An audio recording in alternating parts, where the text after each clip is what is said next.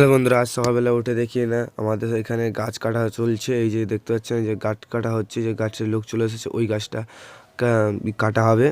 এই দেখতে পাচ্ছেন তার আগেও কিছু গাছ কাটা হয়েছে। এই যে আমাদের বাড়ি হয় বলে গাছ কাটা চলছিল। এবং এই দেখুন এইখানে আমাদের টিয়া পাখিটা কালকে ছেড়েছিলাম, এই যে টিয়া পাখিটা এখানে গাছে বসে আছে। ওই দেখুন, ওই দেখুন, ওই দেখুন উঠছে, কী সুন্দরভাবে উঠছে। ওই দেখুন ওই গাছে চলে গেল। দেখুন ওই খিস গাছটাতে বসে আছে, দেখাচ্ছি আপনাদেরকে ভালো করে।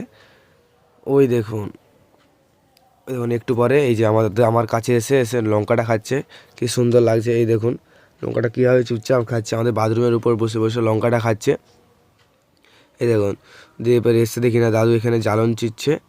দিয়ে দিয়ে আমি বেরিয়ে পড়লাম ঘাটাল দাসপুর যাওয়ার রওনা। এই যে দেখতে পাচ্ছেন এটা হলো যে এই যে আমরা এই যে মলিঘাটে এসে চলে এসেছি নদীতে। এই দেখছেন আমার এই নৌকাটা এইটা নদীটা পেরাতে হচ্ছে।